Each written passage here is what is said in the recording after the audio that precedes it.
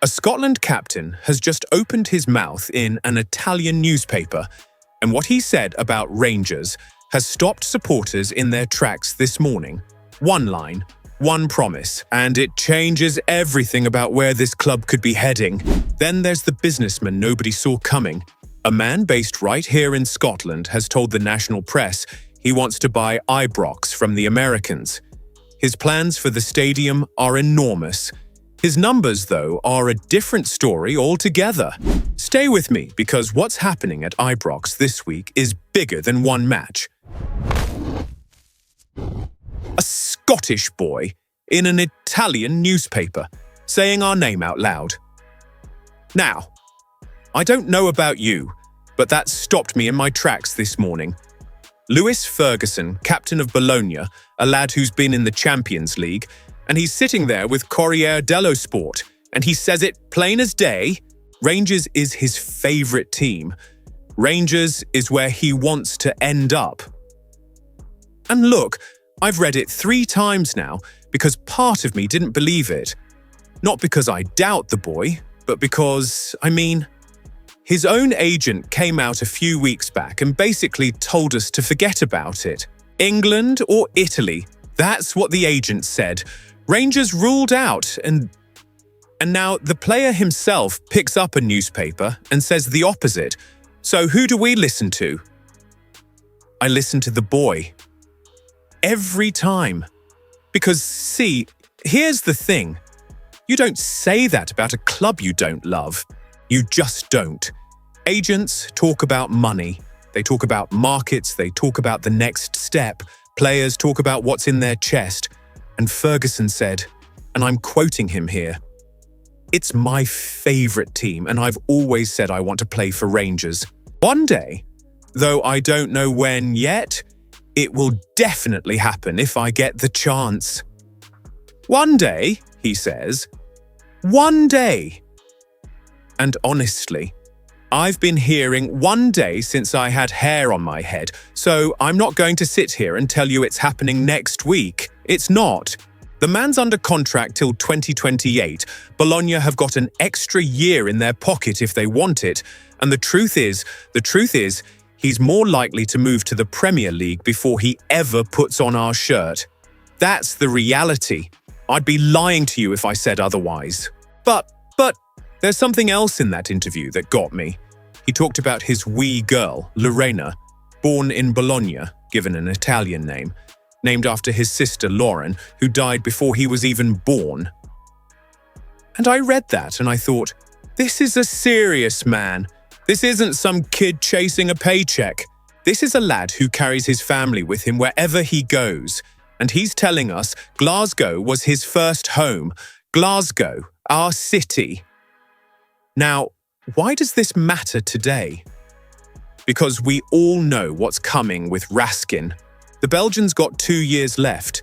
He's been linked away all summer, and I think most of us have made peace with the idea he's off. It'll hurt when it happens, because the boy can play.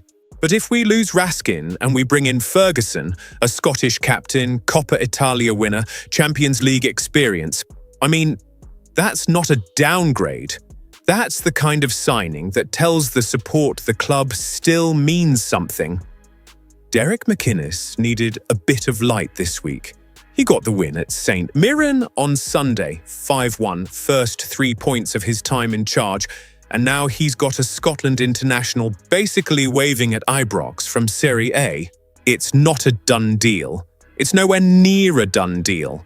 But for the first time in a while, I feel like the wind's blowing in the right direction, even if it's just a wee bit. And I'll tell you what I believe. I believe that boy meant every word. Whether we get him this window, next summer, or in 3 years when his contract runs down, I don't know. Nobody knows. But I'll take a Scottish captain telling the Italian press that Rangers is his dream over 100 agents telling us to forget about it every day of the week. One day, Lewis said. One day.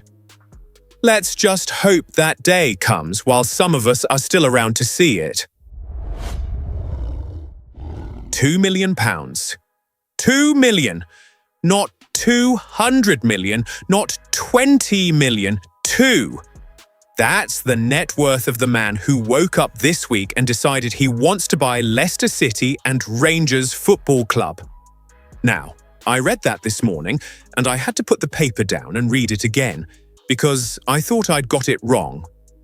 His name is Neil Lal, Scottish-Indian businessman based in Glasgow.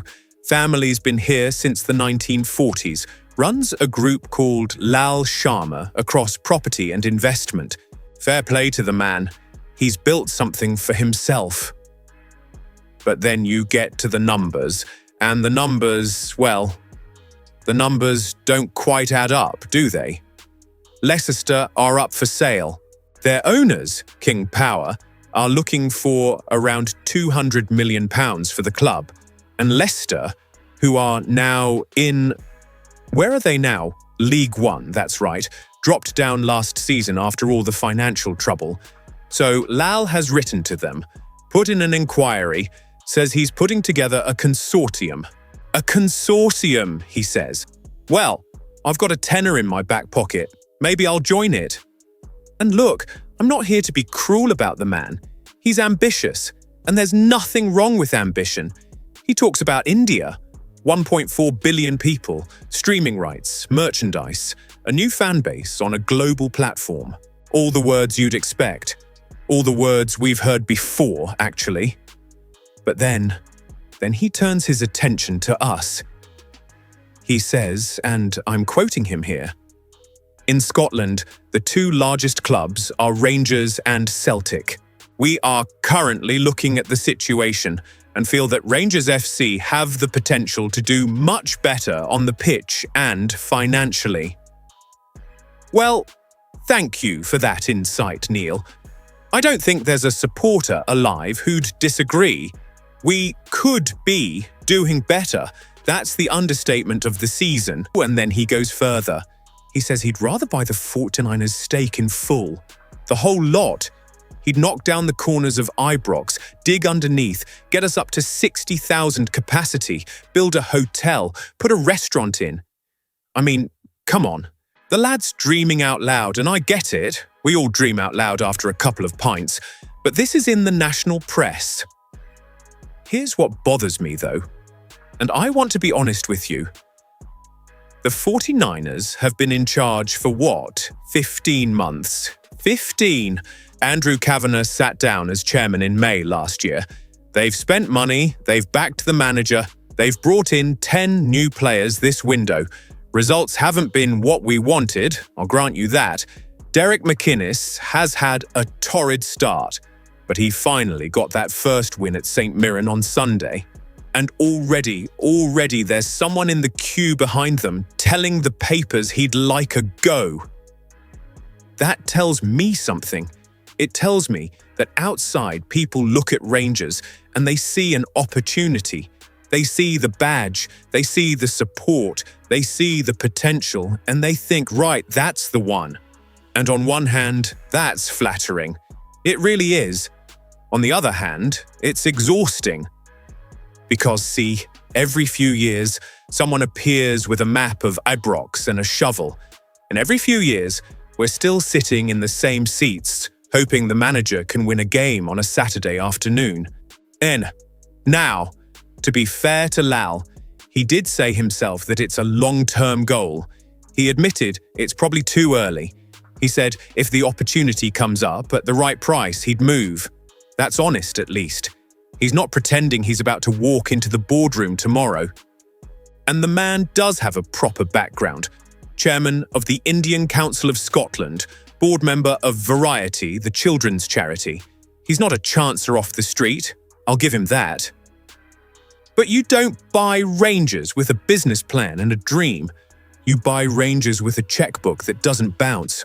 And right now, with the numbers that are in the public domain, I don't see how the maths works. I really don't. So where does that leave us? Same place we always are, really. Watching the news, reading the papers, hearing another name, another vision, another if the price is right. Neil Lal. Best of luck to you, sir. Genuinely. but I'll believe it when I see the pen touch the paper, and not a second before,